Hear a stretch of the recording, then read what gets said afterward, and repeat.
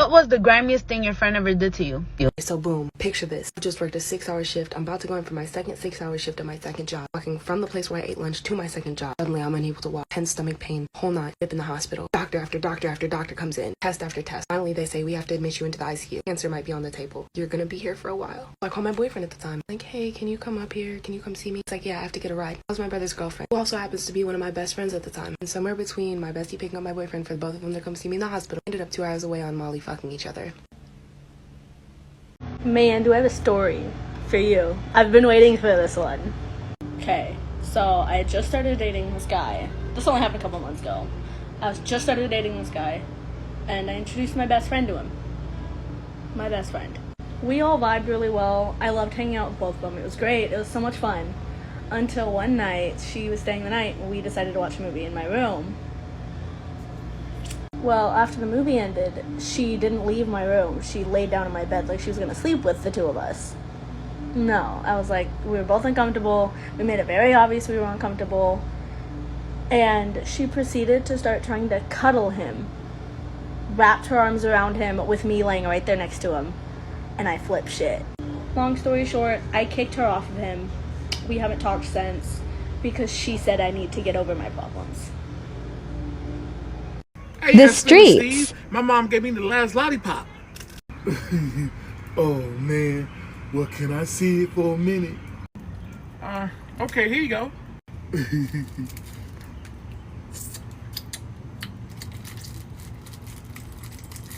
Here you go.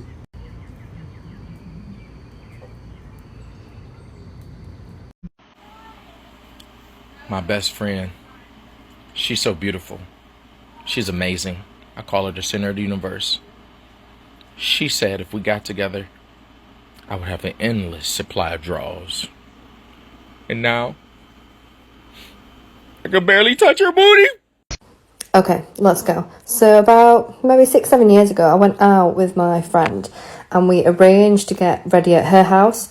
So I took all my stuff, makeup, clothes, went out for nightlife. Little did I know, the next morning I arranged to go collect my things from her house and she stole them all with her friends. Like, she helped. And I was just like, damn, like, why would you do that to, like, a friend? Anyway, I never spoke to her again, never spoke to her anyone again. Got police involved, they didn't do nothing. So, yeah. Child, it was the fucking audacity for me. I had this solid piggy bank in my room and I couldn't like see through it. All you can do is just tell that it's heavy because you could fucking pick it up and feel the weight. Every single day I put in quarters. Every day, okay? Last time I counted it, it was over $300. I had special coins inside and all. So at the beginning of the year, I like to fill up my piggy bank so that way my kids will have a great Christmas by the end of the year, you know? And this particular day, I had to catch the bus to work. I hate going in my piggy bank, so I was like, shit, I'll just replace it when I come back home from work. I grabbed the piggy bank, bust out all the coins on my bed, and to my surprise, wasn't not one fucking silver coin in that motherfucker. Filled my shit up with pennies. When this bum bitch was confronted, Oh, I was short on my rent. I ain't think you was gonna notice. I was gonna put it back. bitch, you got to go. Can't stand. So I seen a TikTok that said, what was the grimiest shit your friend did to you? And I'll go. In high school, I had two best friends, Chastity, and we ain't gonna give out no free clout, so Lala. Bitch, Chastity did not like Lala for nothing because Lala was a hoe in reality. I just fucked with her because she was fun and rebellious, you feel me? I used to kind of have like Chastity and Lala hanging out because I wanted all us to be best friends. After working my ass off, one day I decided to buy a phone. And bitch, glory to God, why the fuck 2 phones came in mail? I couldn't believe it, bitch. I was over here on T-Mobile, like, what the fuck, like, refreshing, like, checking if, making sure I ain't put 2 things on my card. I checked the package and shit said 1, but it was 2 inside. So I tell both of them on 3-way about my miracle. So, of course, you know they my best friends. They both didn't have no phone. So I was going to give one of them a phone. But honestly, I faced a dilemma. I didn't know who to give it to. So it got us into some, like, really petty-ass argument. And we all wasn't talking. Then one day, Lala's like, y'all come to my house. Let's talk this out. So shit went well. You feel me? Like, conversation went well. Chastity leaves before me, but she tells me by the time when she get home, she's going to call me from her mom's phone because she has to tell me something. And by the time I got home, I was already eating. So when she called me, I didn't really kind of want to disturb that. And knowing me, even if I skip a couple classes or two, I said, let me do my homework first because I'm failing, bitch. I go in my bag, bitch, and you wouldn't believe it. Why the fuck the phone missing? And you know, right here, I don't know who it could be, bitch. I don't trust nobody, bitch. So I ain't call nobody. I ain't say nothing. I tracked that bitch down. Bitch, and guess where the shit was at? Bitch, yes, you guessed it. Fucking Lala's house. So I call Lala. I'm like, hey, girl. You know, I think I left my phone at your house. Can you check for me? Why bitch told me, no, you probably left it at school.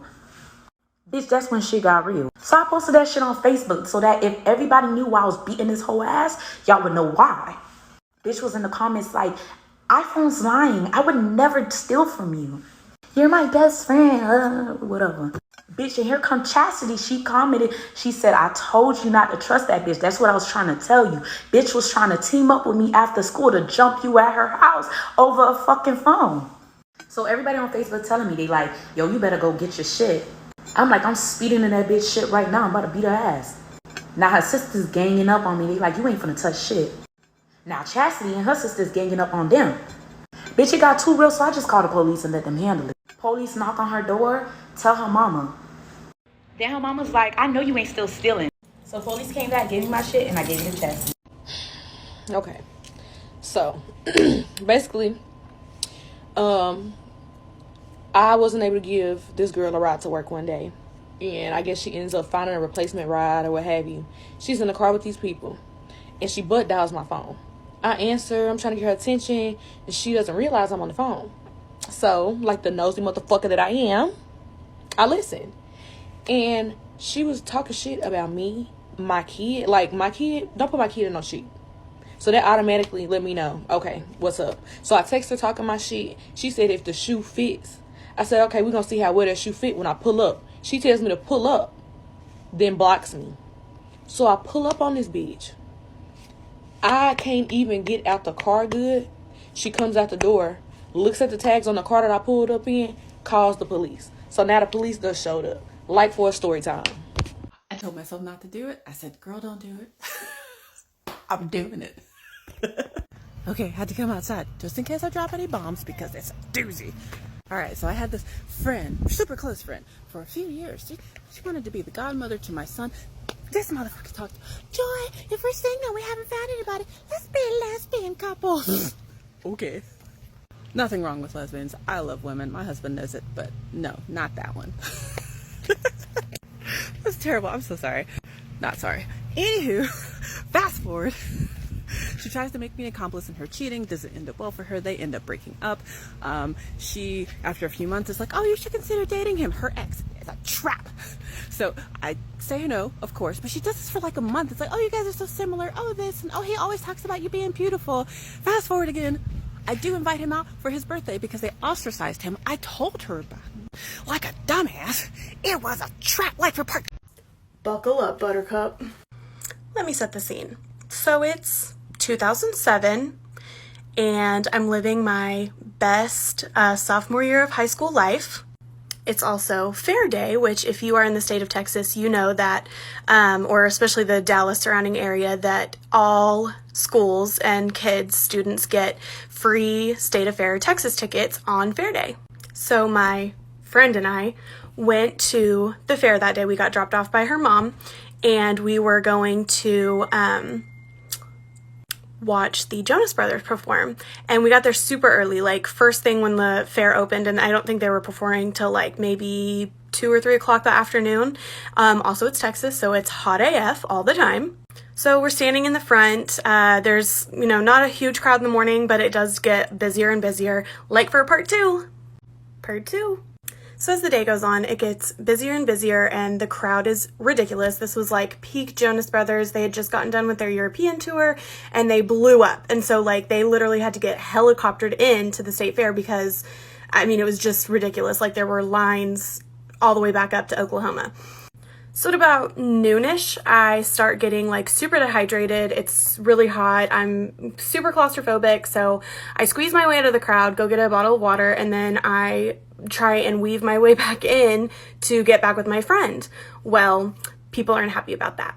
So I'm now a 16-year-old by myself, couldn't find my friend.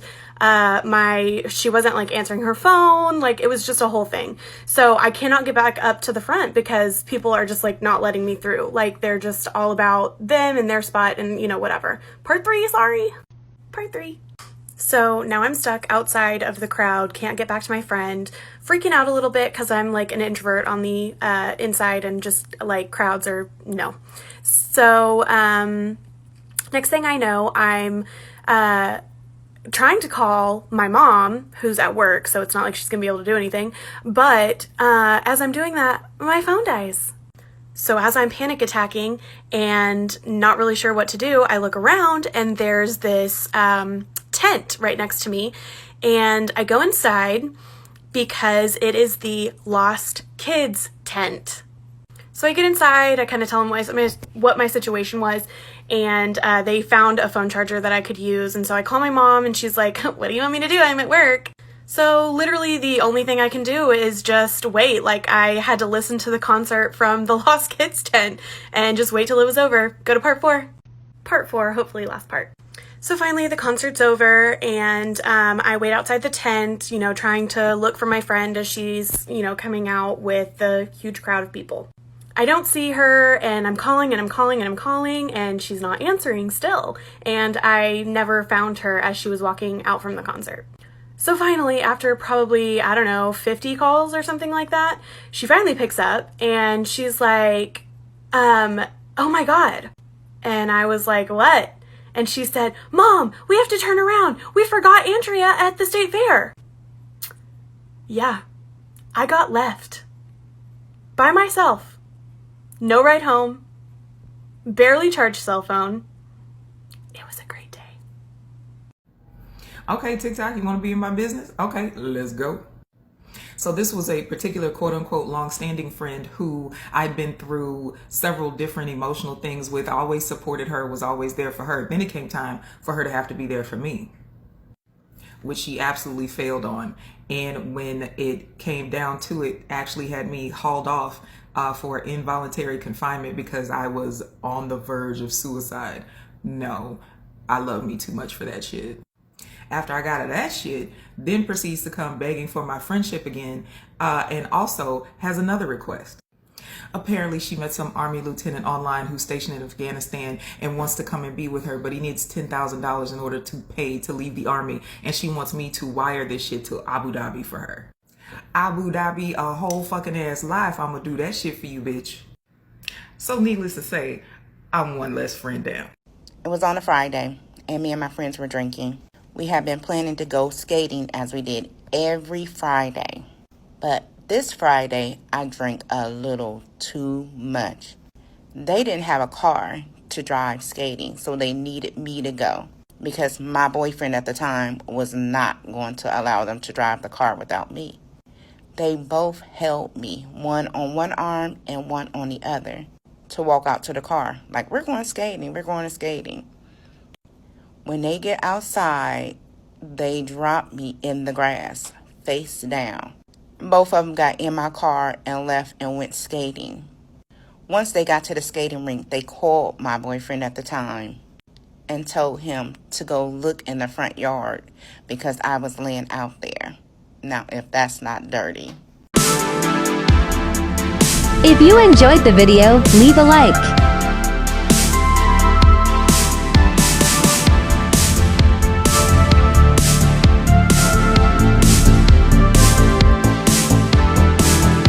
And subscribe. We publish new videos every day.